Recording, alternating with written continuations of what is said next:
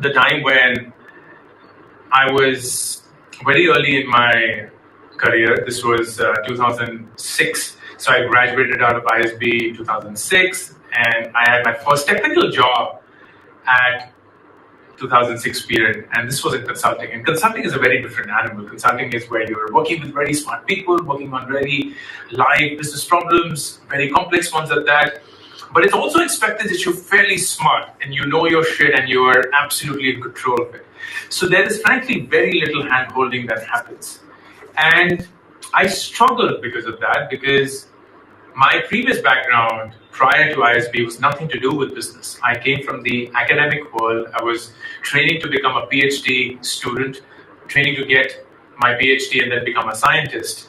And when that plan didn't work out, which is a completely different story for some other day, I did a U-turn, well, not even U-turn, I would say that I did a 180-degree jump towards a completely different direction, went to business school, and then started my life all over again.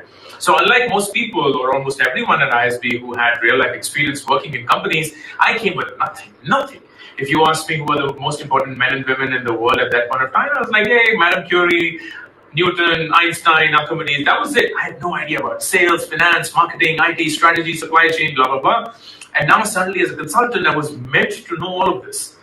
And I struggled because I had theoretical knowledge, which I had gathered in business school. I had no practical awareness of how to apply this knowledge in the real world.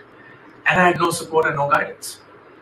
And at that point of time, I believe I'm the luckiest person because I got to work with one individual who genuinely believed to make his team come along with how he was growing as well. He felt embedded to the growth of his team members when he really didn't have to. And I'm so thankful for him being him, because it was because of him I saw, number one, what a true leader is actually capable of. Number two, what impact a true leader can create. And number three, the first semblance of what a coach and a mentor can do to you in your life. Still friends with my first manager. We are now family friends. We vacation together. Our kids hang out with each other.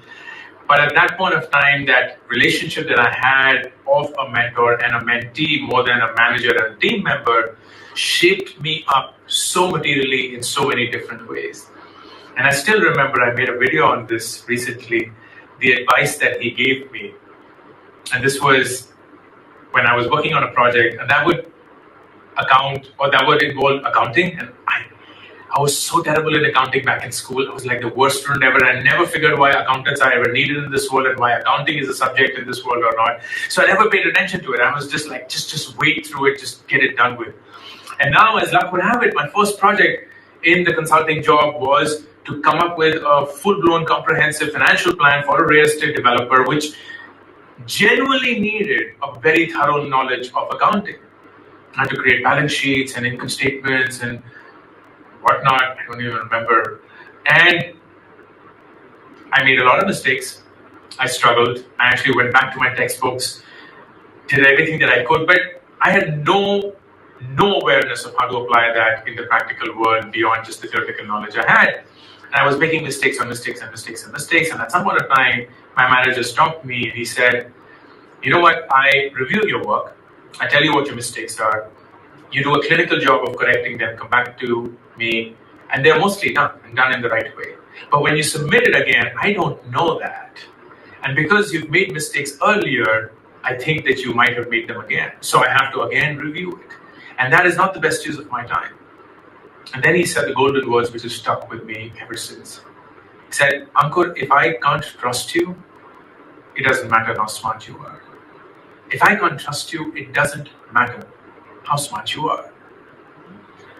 And that set the foundation of how I have looked at myself as a professional ever since. That forms the bedrock of everything that I do in life as well. But trust is such an important aspect of how I've approached life and how I set things up.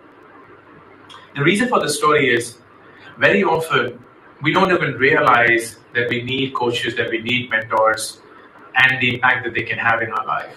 I did, but that was serendipitously. I didn't go about seeking a mentor or a coach. I just landed upon someone who felt invested enough in me to become my mentor and my coach and continues to do so. And it was only rather, I wouldn't say rather late, but rather later at Groupon when I was one of the executives in the entire company and I was looking after India and a part of APAC, did I engage a coach for the first time in a formal fashion. We as a management team, we were about 7 of us, we went for a leadership gig. 2 of them who were distinguished coaches, they were running their own business coaching company. They were both from ISB. We had a really nice time bonding, trying to figure out who we were, trying to analyze ourselves as individuals. And over that 2-day experience, it was vividly clear to me that I would benefit immensely from having a formal coach. And that was the first time, I think in 2013, I signed up for a business coach. And it helped me so much because I realized that business coaches need not be the best at what you're doing.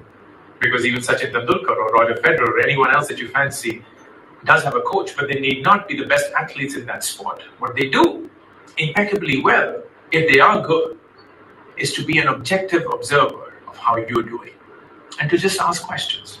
Just to ask questions so that they know the individual in front of them, their mentee, their coachee, is also invested in their own personal growth. And if they were to genuinely be interested in that, they would go about the absolute exploration of what is lacking, what they could change, what they should do more of. And the coach's or the mentor's job then is just to evaluate, just to look at them, and then to ask the right questions.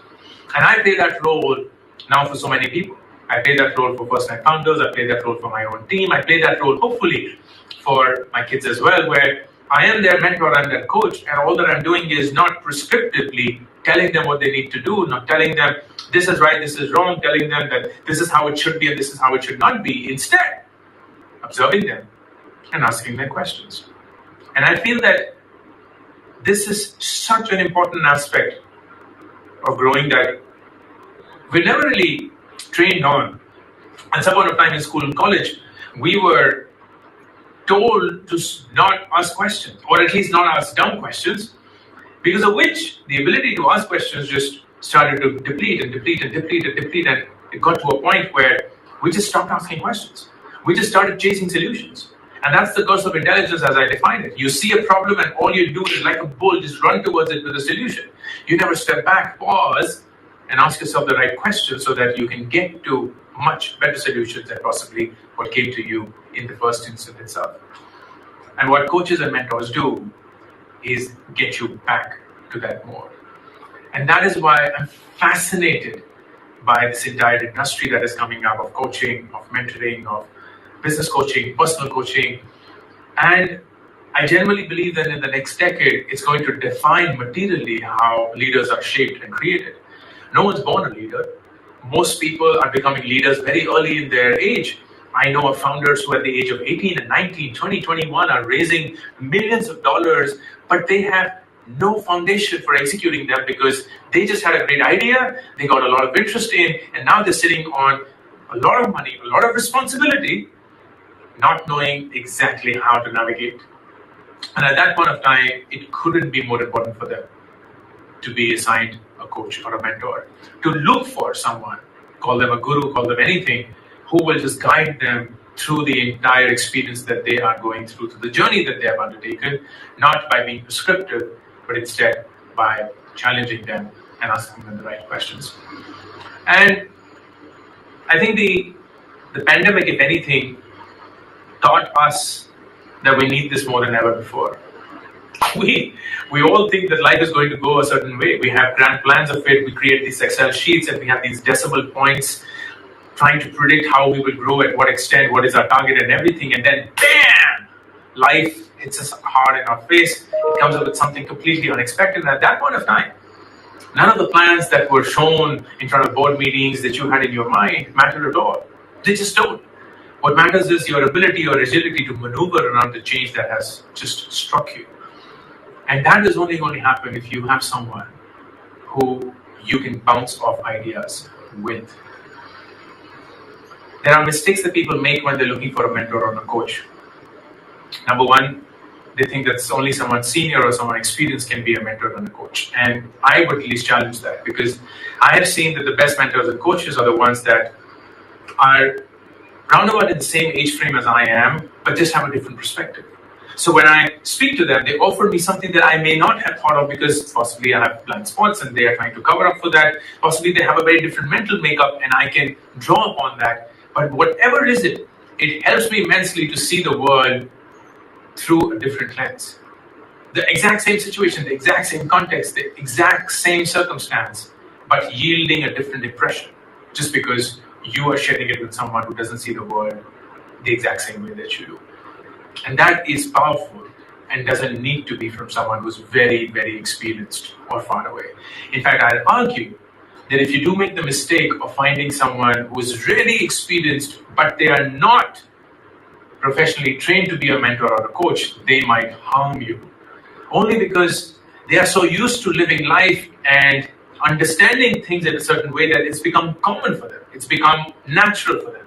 So they don't have the ability to come down to your level and explain things in a manner that you can understand. So when they say something that is very fundamental and very well established in their head, but you don't get it just as clearly, you might be led to believe that you're the ignorant one, you're the duffer, you're the foolish loser who isn't getting it because they are trying their best to make it very obvious for you.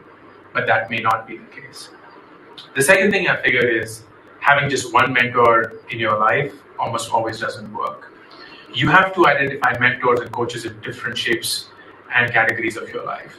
I, for instance, have my mentors and coaches for my professional world. I have that for my money. I have that for my relationships. I have that for other things where I draw upon the expertise of people who are happy to guide me by asking me the right questions, by probing me, by showing me a very different side of what I may be missing.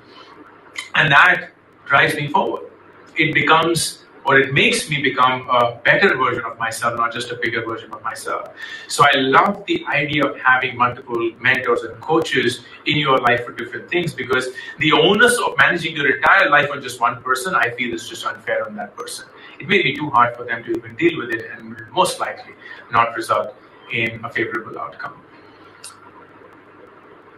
I think as someone who's benefited a lot from coaches and mentors in my life, whether professionally, whether personally, it is something that I would absolutely implore all of you to seek. It is something that is going to become more and more material and necessary in the next decade to come. And if you're someone who is a mentor or a coach or considering becoming one, then I can absolutely argue with you that this is going to be one of the most meaningful professions that comes out in the next decade, if not beyond. Because people are going to need it. We're struggling with the abundance of information. We're struggling to even identify and work with our own selves, and we need a third party to help us navigate through the chaos, not just what lies outside, but what's within. On that note, thank you again for listening to me, for being patient. I'm sorry again for not being there in person. I hope you have a wonderful day today. My best wishes, and I hope that we bounce into each other someday soon when the world is a better place and things seem much better than what they were in the past. Take care, stay safe, God bless. All right.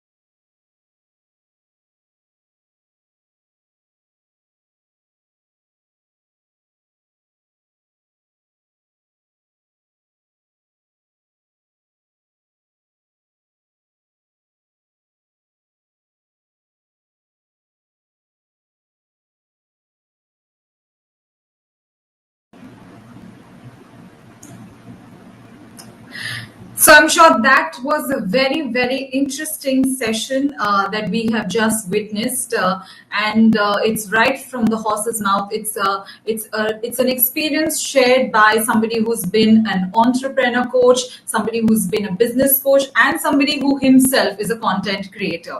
So I hope everybody has enjoyed this session.